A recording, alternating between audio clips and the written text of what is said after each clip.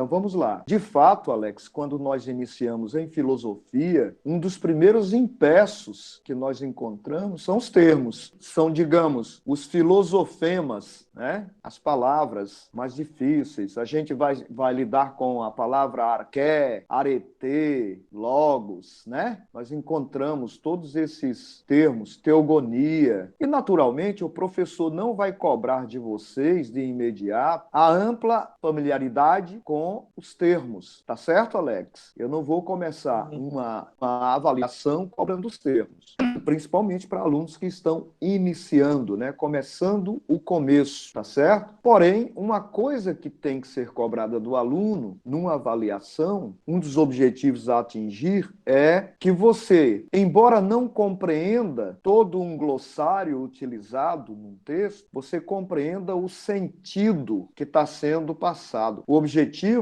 é que você, ao final dessa introdução em História da Filosofia 1, você tenha as noções principais, né, da linha cronológica da filosofia. Então, Alex, veja, o que importa, principalmente para vocês que estão chegando, é relaxem em relação à captura dos termos inicialmente e foquem mais em capturar o sentido da linha cronológica da filosofia, tá certo? Que é que a gente vê quando a gente está iniciando um curso de filosofia e que a gente se depara com o componente chamado História da Filosofia 1. Nós somos desafiados a recapitularmos o desenvolvimento do pensamento ocidental, que começa com aquela narrativa sobre o surgimento do povo, né, da Grécia. E aí, Alex, o que foi que a gente viu no livro pura e simplesmente? Que o povo grego se formou de vários outros povos. Fácil assim, não é?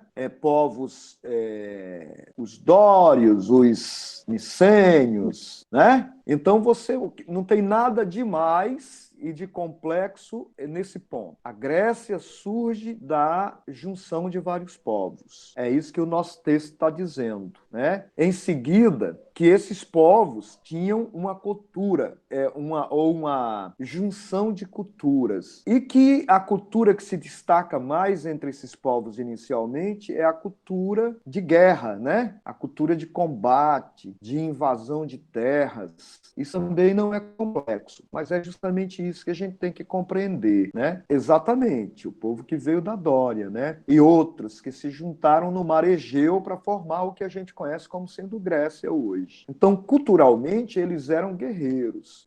E eles eram educados através de contos narrados sobre os deuses, que naquela época ainda eram deuses bastante monstruosos e naturais, eram mais elementos da natureza do que deuses humanizados. É outro ponto que a gente tem que compreender, de como vai surgindo o povo grego e de como vai surgindo o seu modo de pensar, né? Qual é a evolução desse modo de pensar. O próximo passo é quando já está presente Homero, o Isaías. Homero é tido como um revolucionário porque ele traz a humanização desses deuses. O que é humanizar esses deuses? Daqueles deuses monstruosos que eram mais manifestações naturais do que humanos, ele começa a humanizar os deuses, ou seja, agora Zeus é um deus bastante humano. Humano exatamente porque tem ciúmes, porque tem inveja, tem desejos humanos. Isso significa humanizar os deuses. É assim que Homero passa a narrar, né? Então, até aí, Alex, a gente não tem nenhuma complexidade, mas você tem razão quando você fala de arete, quando você fala de arqué, esses termos gregos, eles são extremamente necessários para o desenvolvimento de sua aprendizagem em filosofia. São, mas eles não devem ser, no começo, a sua principal preocupação. Sua principal preocupação deve ser em pegar o texto e conversar com o texto para saber o que é que o texto está lhe dizendo. E o que esse texto está nos dizendo é muito simples. Ele está contando a história do pensamento pensamento ocidental. Ele está dizendo, nasceu da junção de um povo, do aspecto sociocultural desse povo. Primeiro, eles pensavam de uma forma muito figurativa, muito alegórica, sobre deuses que eram mais monstruosos do que humanos. Em seguida, eles foram humanizados. E quando a gente diz eles vão sendo humanizados, a gente está dizendo o modo de contar, o modo de falar sobre esses deuses vai mudando. Agora, é como se Homero estivesse dizendo, não, a gente precisa trazer os deuses para mais próximo daqueles que nós queremos educar, porque toda a educação desse povo se dá através do quê? Se dá através dos aspectos socioculturais dos contos, né? Contando a história dos deuses, repetindo. É mais ou menos assim. Talvez na época de vocês isso não exista mais. Mas quando eu era criança, as pessoas, para educar o meu caráter, né, aqueles que estavam em torno de mim, contavam muito história de Trancoso, sobre lobisomem, sobre pavão, sobre saci pererê. Ainda hoje tem. O folclore, não é? Não tem o folclore? O folclore ainda é parte da educação de muita gente. Contar a história da caipora, não sei se vocês já ouviram a história do pé de quenga e vários outros personagens do folclore. Então, era assim que se educava o caráter do jovem grego, contando histórias, tanto de figuras folclóricas, figuras teogônicas, que são as figuras divinas. Então, é simples assim. Eu cresci ouvindo histórias folclóricas, histórias de malassombro, talvez no intuito de me colocar um certo medo, um certo temor que me freasse diante da vida e tal. Pois bem, os gregos, isso é um modo grego de educar as pessoas. Eu vou contar a história dos deuses. Eu vou dizer para alguém, para o jovem, que ele não pode ultrapassar muitos limites, porque senão Zeus pode jogar um raio sobre ele ou coisa dessa natureza. Veja, Alex, então é dessa forma que vai se desenvolvendo o pensamento grego. O que é o pensamento grego? É aquilo que compõe e que nos habita no nosso mundo psíquico, ou na nossa psique, melhor dizendo, né? Aquilo que habita em nossa psique também nos forma, né? É a nossa formação, né? Cada um de nós se expressa na vida, valoriza ou desvaloriza coisas a partir do que nós temos como formação de nossa psique. Aí se dá o nome de educação, né? Então, a educação do povo grego era ministrada, digamos assim, dessa forma, né? Se contando histórias dos deuses. Aí os jovens aprendiam essas histórias, repetiam essas histórias. Até para aprender a língua grega, eles aprendiam através da repetição de contos, que nós chamamos de aedos. Então, há uma evolução da forma de contar. Houve uma época que pensar a divindade era pensá-la de uma forma desumana, né? Com a chegada de Homero, essa forma passa a ser mais humana. Aí depois, com a chegada de Hesíodo, ainda há uma modificação maior, que também é um outro aedo. Ele já conta essa história, quer dizer, ele já fala dos deuses de uma forma diferenciada, já buscando a origem dos deuses, dizendo os deuses não são exatamente a origem, porque os deuses também têm origens. Depois você encontra Grécia, onde a preocupação é mais com um pensamento causal. A água, ela causa a geração de outras coisas. A gente observando os lugares úmidos,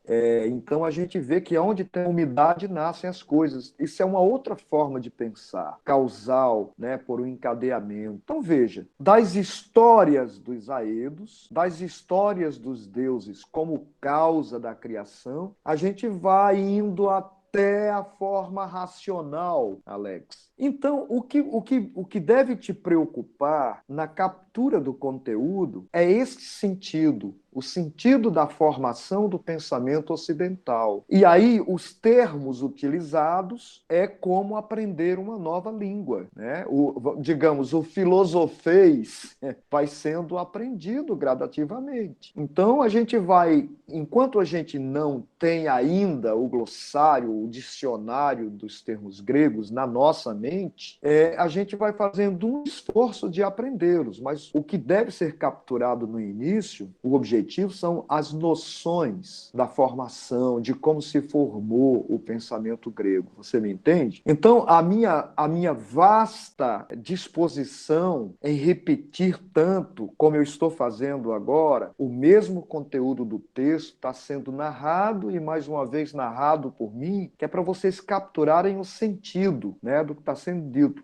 E não se preocuparem em tornar complexo o que é simples. Você tem razão. Os termos podem ser complexos, mas o sentido é muito simples. Nós estamos apenas acompanhando o desenvolvimento daquilo que a gente chama de linha cronológica, que vem lá dos mais antigos, descrevendo qual é o ambiente sociocultural deles, para onde evoluiu, quantos povos se juntaram ao mesmo tempo, ali no Mar Egeu, quem são os expoentes dessa história que aparece causando mudanças no modo de pensar. Então a gente vem desde o mito dos aedos, passando pelos fisicói. Os fisicóis são os pré-socráticos. Entre eles, a gente pode citar Tales de Mileto, como sendo aquele que oficialmente é o primeiro filósofo, né? Depois você pode citar Heráclito, Parmênides, Anaximandro, Anaxímenes e vários outros. Pré-socráticos, como o próprio termo diz, significa aqueles que vieram antes de Sócrates, antes da filosofia socrático-platônica. Quando aparece Platão, que é o assunto aonde a gente vai se debruçar mais a partir de agora, quando aparece Platão, aparece uma nova forma de pensar, que eu já preludiei para vocês, dizendo que Platão traz uma nova forma de pensar, porque ele vai apresentar um novo argumento para dizer que a causa das coisas não pode ser uma causa aparente e material dentro do mesmo discurso proferido pelos fisicóis. Tá certo? Tá bom, até aqui. Fui feliz nessa resenha que eu fiz sobre o assunto, hein, Daniele? Foi bom até aí? Quais são as nossas dificuldades reais? O Alex já falou da dele. Então, alguém mais? Quais são as dificuldades reais que nós temos? Vamos lá. Porque eu tenho passado e repassado algo que é muito simples. Como chegaram os gregos, como eles pensavam e o que os orientava, qual era a cultura deles, como eles começaram a modificar essa cultura, quando é que nós chegamos até o primeiro filósofo e como é que a gente se depara com Platão pensando de um modo diferente. No nosso caso, a história da filosofia é a história do pensamento ocidental, né? A gente não está fazendo filosofia, então reconstruir a história grega, reconstruir a história do Ocidente, é também reconstruir as mudanças da nossa forma de pensar, tá certo? Quem mais? A Jordana falou, o Alex falou. Quer dizer, eu não vou poder pensar por vocês e já estou fazendo um esforço. Qual é o meu esforço? Eu estou repetindo constantemente tudo que ocorreu na linha cronológica, desde o mito até Platão, que é até onde a gente vai, né? Em História 1. História 2 tem outros temas. Então, desde o mito até Platão, está sendo dito. Bem, Ana Clara, é importante você ter falado isso, porque dentro de uma universidade, o espírito tem que ser interdisciplinar. Então, com toda certeza, outros colegas estão interligando toda a temática, né? Ela. Então, tudo que Reilta disser sobre filosofia tem que estar necessariamente interligado para uma turma do primeiro período, né?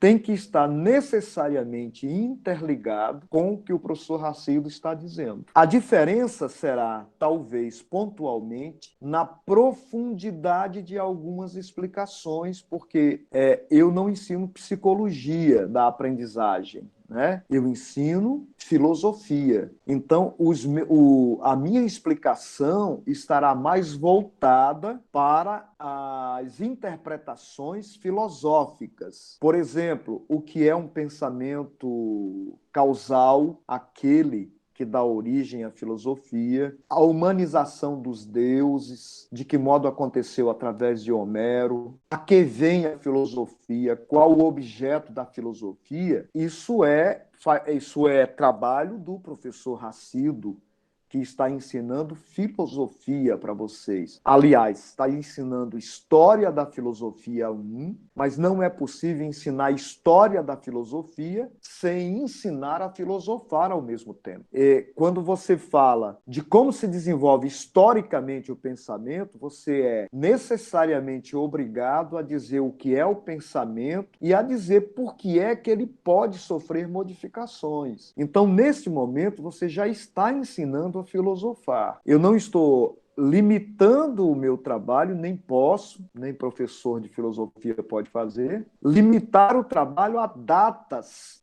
Quando surgiu a filosofia? No século VI a.C. Cite 2 Aedos, Homero, 2 obras, Ilíada e Odisseia. Já pensou se a gente fizesse isso, Ana Clara? Nós estaríamos numa sala de história. Não é esse o trabalho do professor de filosofia. Não é. Aí depois eu lançaria uma prova para vocês. Em que século a filosofia surgiu?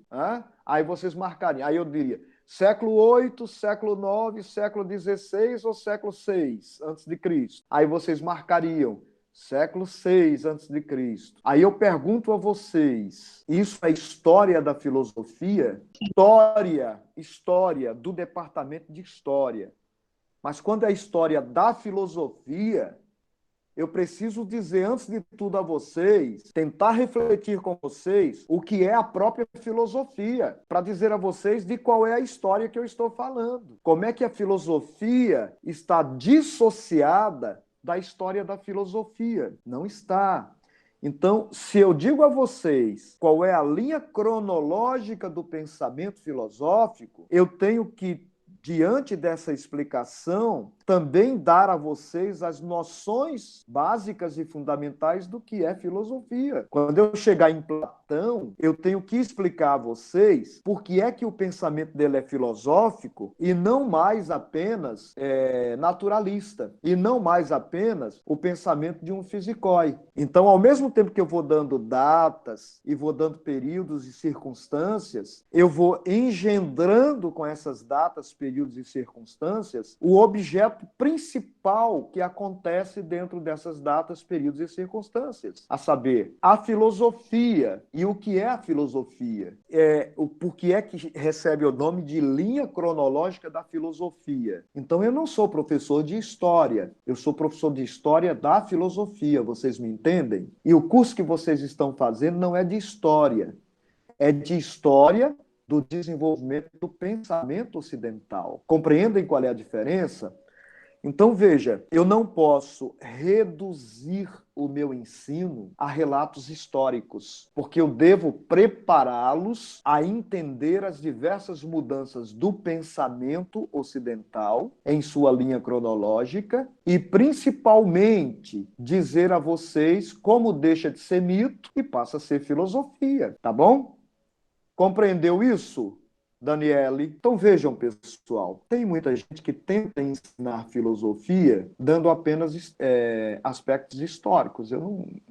Isso não é a minha praia. Eu não sou professor de história. Eu sou professor de história da filosofia, tá? Então as coisas não estão dissociadas. E quando eu cumpro a ementa dessa forma, eu já estou preparando vocês para o próximo período onde vocês se aprofundarão nas questões filosóficas mais profundas. E quem está apto a ensinar filosofia é justamente aquele que se formou em filosofia, aquele que aprendeu a filosofar, aquele que aprendeu a colocar o filosofar dentro do contexto da história da filosofia e que aprendeu também a colocar a história da filosofia no contexto do filosofar. As duas coisas não são dissociáveis, elas estão juntas, engendradas e inseparáveis.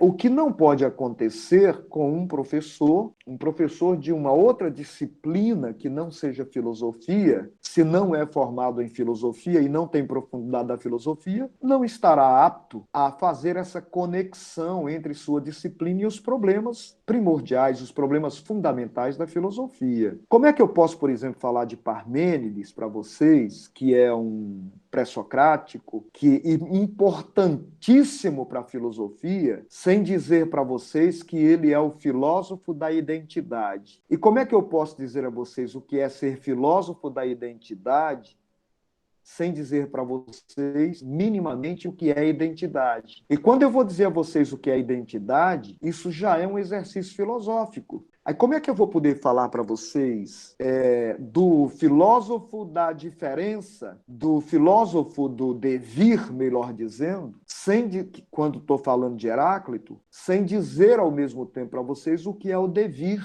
para Heráclito, o que é a transitoriedade, o que é o devir, o que é o movimento, né? Então veja, ensinar história da filosofia é lidar com conceitos que se desenvolvem ao longo da história, da linha cronológica. E eu não posso dar a vocês apenas data de quando aparecem os conceitos, sem dizer a vocês, já preludiando a preparação de vocês, sem dizer minimamente o que são esses conceitos. Porque a história da filosofia é também a história da construção de seus conceitos. Compreende, Michael? Então, é como se alguém tivesse no seminário querendo aprender sobre a religião a que pertence, sem rezar o credo.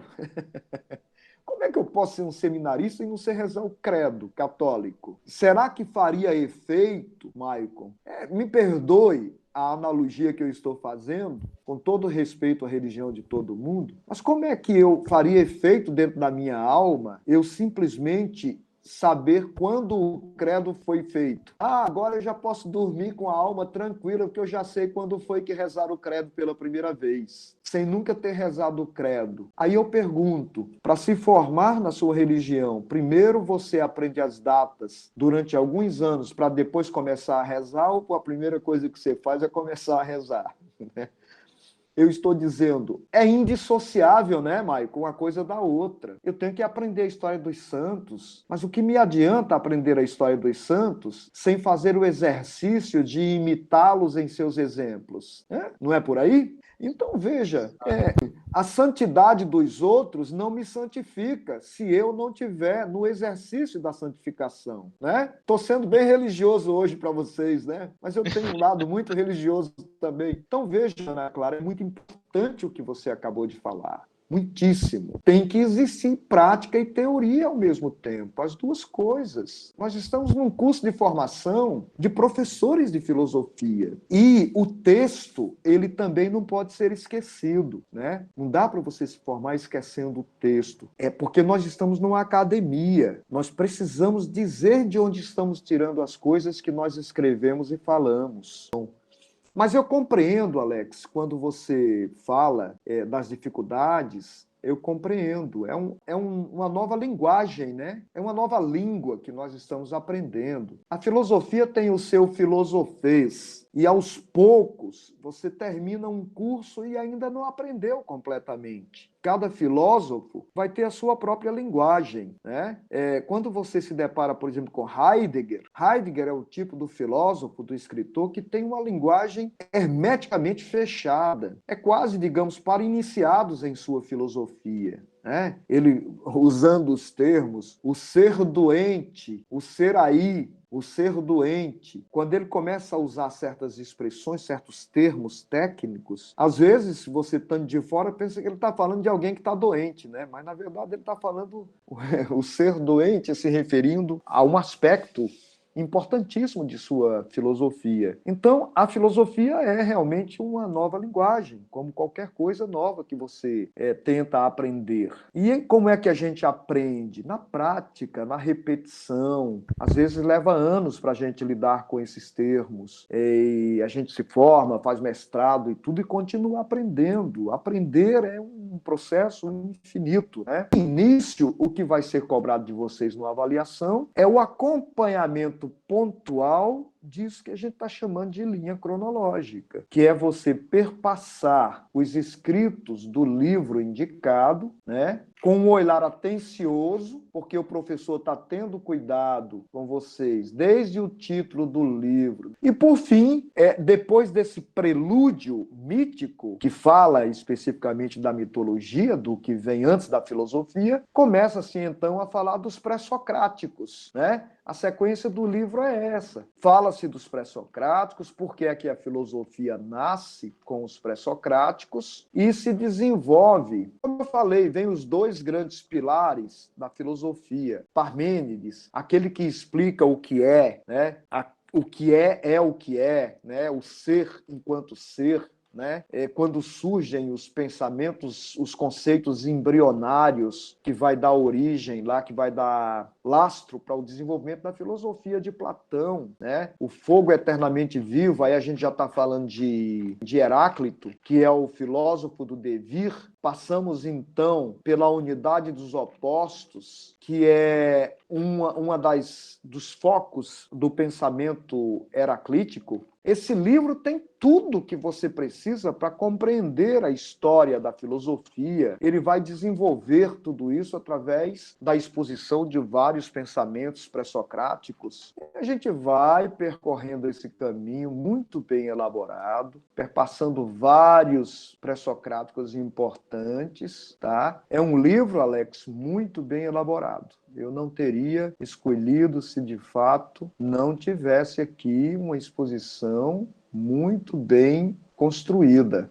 Aqui depois ele vai chegar até Platão e é quando a gente termina essa pesquisa que nós devemos fazer em História da Filosofia 1. Eu vim com vocês, segurando na mão de vocês, até o prelúdio que nós fizemos sobre Platão, né? Na aula de hoje, eu vou focar o tema de Parmênides e de Heráclito, o devir e o ser, o devir e a identidade, o ser enquanto ser. Eu vou tentar simplificar para vocês, porque talvez a gente possa simplificar ao máximo esses dois conceitos tão importantes para um estudante de filosofia, tá? Se eu perguntar a você, Mariana Letícia, você está me ouvindo bem? Se eu perguntar a você o que é o devir, o que você me diria? Isso é uma forma inversiva de fazer filosofia. O que você me diria? O que é o devir? Quem é que arrisca me dizer o que é o devir? Tão exposto pelo filósofo Heráclito de Éfeso, pelo pré-socrático. O que é o devir? Vamos brincar um pouco aqui. Antes de ir para o Papai Google, um esforço na cachola antes. Depois a gente vai para lá. O que eu quero saber é o que vocês têm com vocês. Vocês não precisam ser os perfeitos sábios. Vamos arriscar naquilo que a gente tem com a gente, né? Até onde eu posso pensar as coisas. Porque o que eu estou fazendo agora é uma inversão. Eu quero trazer de vocês até o filósofo,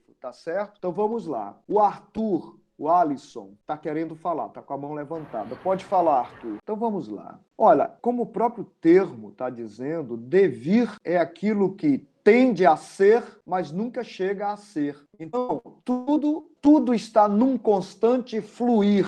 Então, Heráclito é o filósofo do fluxo. Ele diz em grego, pantarei. O que é panta em grego? Panta significa tudo, o todo, tudo. E rei significa flui, que se move constantemente. Ele está dizendo, tudo flui, tudo é um fluxo. Aí ele está dizendo também, se você colocar o pé dentro de um rio, você não conseguirá pisar no mesmo rio duas vezes. E por que é que a gente não consegue pisar no mesmo rio duas vezes? Porque o rio é um devir. Ele não é uma coisa fixa, é um fluxo, é um eterno fluir. Então, ele até diria assim, nem mesmo uma única vez você consegue pisar no mesmo rio. Porque quando você coloca o pé, já não é mais o mesmo rio, ele já mudou, entende? E não é só com o rio. Tudo que podemos sentir é assim, não é o mesmo nunca. Tudo flui, tudo devém, tudo é um devir. Não há nada que não seja um devir. Tudo que se move é um devir. Tudo que tem movimento é um devir, o crescimento é um movimento, é um processo, né? Tudo que é processo é devir. E ainda mais, um círculo em movimento confunde começo e fim. Qual é o começo de um círculo que está em movimento, de uma circunferência em movimento? Você pode detectar o começo dela? Confundem, se identificam. Então, para Heráclito, tudo, só há uma coisa que não muda, digamos assim, que é a própria mudança. Tudo muda constantemente. Por isso que ele investigou a vida com essa perspectiva. Tudo muda. Já Parmênides é aquele que vai dizer que a verdade é aquilo que é e não deixa de ser. Que o ser é aquilo que é e não deixa de ser, melhor dizendo. Que esse ser é imutável. Que o que não é o que não pode ser. O que não é o que não pode ser. O ser é o que é e não muda. Veja que importância existe em estudar esses dois pensadores. Toda filosofia se desenvolve tendo em vista esses dois pilares. Anotem, Heráclito e Parmênides. Não se faz filosofia sem esses dois pensadores, Heráclito e Parmênides. Como Sócrates foi discípulo dos dois, Sócrates vai aprofundar o pensamento sobre esses dois conceitos, devir e ser. Você pode chamar o devir também de vir a ser. Para Heráclito, tudo vem a ser, mas nunca chega a ser. Ser, para ele, é vir a ser. Fala, Ana Clara. Mas o que vai interessar nesse momento é você compreender que Parmênides, junto com Heráclito, é aquele que vai formar os dois grandes pilares da filosofia. E por quê? O que é que eu quero dizer com esses dois grandes pilares da filosofia? Esses dois grandes pilares da filosofia são os dois grandes conceitos da filosofia: o devir e o ser. Porque que tipo de pergunta vai surgir disso? Qual é a pergunta que a gente pode fazer? Quando eu pergunto a você o que é o devir para você, o que é que eu estou querendo saber? Que pergunta a gente está fazendo? A gente também pode traduzir essa mesma pergunta em: a vida é constante mudança ou tem alguma coisa que permanece sendo a mesma e nunca muda? É só isso ou será que tem alguma coisa que não muda? Qual é a opinião de vocês? E nessa obra nós chegamos a um ponto onde ela fala de Parmênides e ela fala de Heráclito. Parmênides como filósofo do ser e Heráclito como filósofo do vir a ser. Agora, para provocá-los a compreender isso, eu estou perguntando a vocês: e o que é o vir a ser? Ou a vida realmente é um vir a ser, ou há algo que é e não deixa de ser o que é? Porque vir a ser significa que em algum momento deixa de ser o que é, para depois talvez voltar, porque começo e fim do círculo se confundem, mas a gente está falando de algo que está em eterno movimento. A minha pergunta é: há algo que é e nunca deixa de ser o que é? Aí eu gostaria de provocá-los assim: Maicon, e a divindade é imutável? Imutável, ela é sempre o que é ou ela muda? Calma, agora todo mundo provocando vocês. Estudante de filosofia tem que atentar ao juízo de vez em quando mesmo. Eu estou querendo levá-los a uma curiosidade sobre o que é o devir, o vir a ser, e sobre o que é o ser. E se ela é impermanente, se ela está sujeita a mudanças, como é que algo pode ser considerado divino e superior sujeito a mudança? Peraí, eu estou provocando você. Fala, Natália, fala. Olha, mas é claro que nós estamos confusos, porque filosofia é também desconstrução. Ninguém pode vir fazer um curso de filosofia, entrar no curso de filosofia e sair pensando as mesmas coisas que pensava antes do curso de filosofia. Isso não existe. A filosofia vai mexer com a estrutura do nosso pensamento, sim. A não ser que você queira aprender coisas bem repetidas, como algumas pessoas tentam ensinar filosofia, tá? Você vai repetir coisas escritas de olho fechado, marcar numa prova e achar que fez filosofia. Mas aqui a gente tem que entender o problema matemático, o problema geométrico, o problema físico e o problema filosófico. Dois pilares da filosofia são o vir a ser e o ser. O ser é aquilo que é e não deixa de ser. E o devir ou vir a ser é aquilo que está em constante mudança. O corpo está em constante mudança ou ele é permanente? E a alma está em constante mudança do mesmo jeito do corpo? Tá. Qual é a diferença entre a alma e o corpo? Peraí, calma. A primeira coisa que nós fazemos em filosofia é tentar organizar a nossa ignorância. Organizar a nossa ignorância. É assim, eu devo assumir o que eu sei e o que eu não sei. É a tentativa de não agir como se eu soubesse de tudo. Eu não preciso ter respostas para tudo. E quando eu não as tenho, eu devo ir buscar essas respostas. Concordam? Eu devo tentar aprender. Mas se eu respondo como se eu já soubesse, eu corro o risco de estar em completo engano. Então vamos lá. O que é mudança? O que é mudar? Ir de um estado para outro, talvez a gente possa definir assim. Tá, mas a pergunta é: eu estou em mudança? Se eu sou o mesmo de há 2 segundos atrás? Ah, Não. então como é que. Se você não é você. Se você não é o você de 2 minutos atrás, quem é você? Ah, mas é claro que nós estamos confusos. Calma, eu estou dizendo que eu mudei, mas ao mesmo tempo estou dizendo que eu continuo sendo eu. Ah, o pensamento mudou e o que foi que não mudou? Se foi o pensamento que mudou e o corpo que mudou, o que foi que não mudou? Ah, é? Mas vem cá. E quem é esse que está dizendo que quem muda é a mudança? Esse mudou também?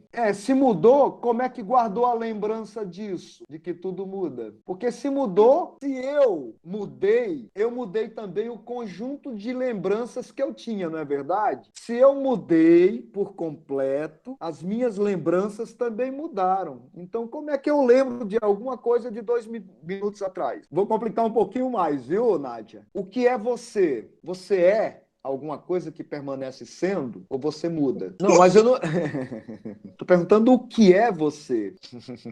Você é feita de quê? De pensamentos, de imagem? Você é feita do quê? Mudando um pouco a pergunta. Você é feita das memórias, das lembranças que você tem de você mesma? Estou falando do seu ser. O seu ser muda? Ele não é um ser, é um devir. Se você diz que o seu ser muda, ele não é um ser, ele é um devir. Espera aí, vamos organizar. Como é essa transformação? Descreva para mim. Essa transformação é transformação do quê? É mudança do pensamento. Mas o que é o pensamento? Sim, tá, tudo bem. Tá, mas aquela voz que muda é feita do quê? Eu quero saber o que é isso chamado essência. Eu preciso saber o que é tudo isso para pensar direito. Eu preciso saber o que são essas coisas para poder começar a pensar direitinho. Senão vocês me enrolam aqui, vocês começam a bagunçar a minha mente. Eu quero saber o que é que a mudança muda, eu quero saber o que é o ser, eu quero saber o que é o divino, saber o que é Deus e por que é que ele é chamado de Deus. Eu estou tendo uma crise de ignorância, porque você falou para mim de alma, falou para mim de divindade, falou para mim de essência. Eu estou querendo saber o que é isso. Essência, alma, divino.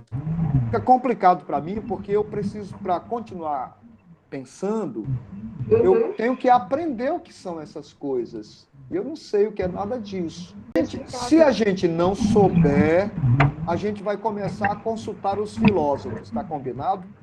Aí vamos combinar o seguinte: se nós não soubermos, a gente não vai fazer de conta que sabe. Tá combinado assim? Aí a gente vai partir do princípio. A gente vai começar a tentar descobrir o que é, tá? Mas eu não sei o que é mudança para vocês. Vocês estão falando de divindade, mas eu não sei o que é divindade para vocês. Eu só gostaria que nós não ficássemos na superfície das palavras que nós usamos. Ou seja, eu queria dar conta das palavras que eu estou tentando usar. Vamos ver se a gente dá conta delas? Porque em filosofia, a gente tem que primeiro desconstruir os nossos enganos. E como a gente está tentando descobrir o que ensinava Heráclito e Parmênides, eu vou começar por Heráclito. Mudança, tudo é um vir a ser. O que é vir a ser? O que é que o vir a ser muda? Tá, mas eu preciso saber de uma coisa, Maria Clara.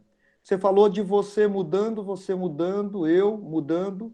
Mas eu queria saber o que é que essa mudança muda em você. Exemplos bem concretos, bem claros do que é que essa mudança muda em você. Ah, mas deixa eu fazer uma pergunta. Se muda tudo, tudo muda tudo? Então, se muda tudo, como é que você se lembra que você é você? Peraí, deixa eu ver se eu entendi. Se muda tudo, Você falou que muda tudo, né?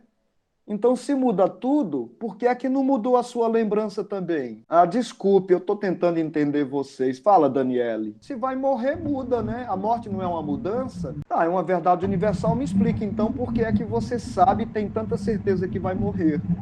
O que é a morte? Me diz aí o que é a morte. Como é que você sabe que a morte é o fim? Eu queria saber disso. Como é que você chegou a saber que a morte é o fim? Então você está me dizendo que não tem uma prova, né? Você não está dizendo que sabe. Eu queria saber se você sabe. A morte é o fim? Eu também não sei se a morte é o fim. Vocês sabem muito, eu sei muito pouco. Então eu tenho que aprender com vocês. Tá, mas aí você me deixou numas dúvidas, posso tirar? Tá bom, Alex. Então deixa eu ver se eu clareio minhas ideias com você. Tá, mas ficou alguma coisa que não muda aí no que você disse, né? Tem algo que não muda, né? Tá. O passado não muda. E o passado é feito do quê, Alex? Do que é que o passado é feito? Tá, Alex, então me diz do que é feito. A memória é feita de quê? Dê aí um exemplo de uma lembrança, por favor. E essa água já mudou dentro de você ou ela continua a mesma? E a lembrança dela mudou alguma coisa ou é a mesma coisa que você fez antes? Tá. E o que é preservado nessa mudança? Sabe por que é que eu estou te fazendo essa pergunta? Eu vou explicar melhor para ver se eu clareio as minhas ideias. É porque eu estou pensando que a mudança ela precisa ser guardada por alguma coisa dentro de você, senão ela vai embora, né? Aí o que é dentro de você que guarda essa mudança? É porque eu de repente começo a ficar interessado em descobrir o que é que dentro de mim guarda as lembranças e ainda tento descobrir, Alex, se as lembranças são guardadas do jeito que elas são ou se a gente acaba mudando as lembranças também. Sabe por quê? Vamos supor, se eu tentar guardar poeira na hélice de um ventilador ligado, a poeira fica lá, o meu corpo muda, não muda? O meu cérebro muda, não muda? Sim, O cérebro muda? Ele não faz sim, parte do meu corpo? Se eu sim. tentar guardar as lembranças dentro do meu cérebro não muda? Quer dizer, aquilo que muda pode guardar alguma coisa? Não, mas Parte, veja, acredito. me veja, Maria Clara, me clareie as ideias. O que eu estou pensando aqui é de uma forma bem aprofundada que algo tem que ser depósito das minhas lembranças.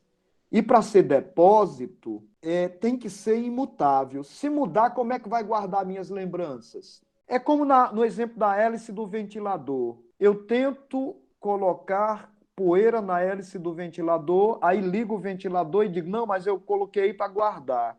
Aí eu pergunto a você, minha mente está em constante mudança? Se algo está em constante mudança, como é que pode guardar uma coisa permanentemente? Você está me entendendo, Alex? Se não tiver algo dentro de mim que seja permanente, eterno, como é que isso vai guardar alguma coisa se a todo tempo está mudando também? Agora vamos tentar descobrir o que é ser. Me dê exemplo de uma coisa que nunca muda, permanece sempre do mesmo modo. Mas por que Deus não muda? E o que é ser imutável, gente? Isso que nunca muda é feito do quê? Numa aula de filosofia, e com todo respeito à sua fé, e se o seu exemplo foi esse, eu preciso lidar com o seu exemplo, tá certo? Então vamos lá. Do que é feito aquilo que nunca muda? Eu queria saber do que é feito aquilo que nunca muda. Olha, vocês estão percebendo que hoje o aluno sou eu, né? Vocês é que estão respondendo. Quem está aprendendo sou eu. Porque eu estou apenas ouvindo o que vocês estão dizendo. Tá, Alex, mas a minha pergunta foi do que é feito aquilo que nunca muda. Só muda? Não, se eu pudesse, eu não estava perguntando a vocês. Eu vou ter que consultar os filósofos. Ah, sim, tá certo. Eu vou ter que ir lá nos livros ler, tentar entender, pensar junto com eles. Porque quem sou eu, coitado? Quem sou eu para ter resposta para essas coisas? Eu vou ter que ir lá buscar. Então, olha, eu vou ter que perguntar a Parmênides o que é ser. Eu vou ter que perguntar a Heráclito o que é mudar, o que é vir a ser. E aí eu vou ter que acompanhar os filósofos investigando isso para o resto da filosofia. Ser e devir. E eu não vou arriscar responder o que é sem primeiro consultar a eles. E eu, claro, eu também tenho minhas crenças. Tenho. Eu também tenho o meu jeito de acreditar em Deus e vou preservar isso. Não vou nem deixar que a filosofia tome isso de mim, não. mas eu vou aprender a pensar sobre a mudança, eu vou aprender a pensar sobre a não mudança, eu vou aprender a pensar sobre ser e sobre devir. E, como eu tive notícia de que quem sabe pensar sobre o ser é Parmênides, eu vou tentar aprender com Parmênides. E como eu tive notícia de que quem me ensina a pensar sobre o devir é Heráclito, eu vou aprender a pensar, ou tentar, pelo menos, aprender a pensar com Heráclito. E vou continuar indo todo domingo para a minha igreja, preservando a minha fé. Entendeu, Alex? Na minha fé, ninguém manda. Ninguém manda. Sou eu que mando na minha fé. Eu acredito naquilo que eu decido acreditar. E quem quiser que ache ruim, eu vou continuar acreditando. Agora, na hora que eu estiver falando de mudança, eu vou pedir um pouquinho de reflexão a Heráclito. Tá me entendendo? Porque ele é, no Ocidente, aquele que me ensina a pensar sobre a mudança. E quando eu quiser pensar sobre o ser, o endereço é Parmênides, na filosofia, tá? Estou dizendo isso para quem está fazendo filosofia, tá me entendendo? Não vale para quem não quer fazer filosofia, é para quem quer fazer filosofia. Então vejam, e se eu quiser aprender a pensar sobre sensível e inteligível, eu vou consultar Platão. Vocês já estão querendo saber o que é que esses filósofos pensam sobre o ser? A gente despertou um pouquinho de curiosidade para saber deles o que é, tanto fazer a propaganda desses filósofos para vocês criarem ânimo e tentarem saber o que é ser e o que é mudar. Entendeu, Michael? Agora, eu não vou permitir que ninguém mexa na minha fé, porque a fé não precisa estar tão sujeita à razão. Porque eu vou aproveitar para dizer uma opinião que eu tenho. Essa opinião eu tenho, sabe? São Francisco de Assis é considerado o louco de Deus, não é? Ele é considerado o louco de Deus. A loucura divina é mais sábia do que a sabedoria dos homens.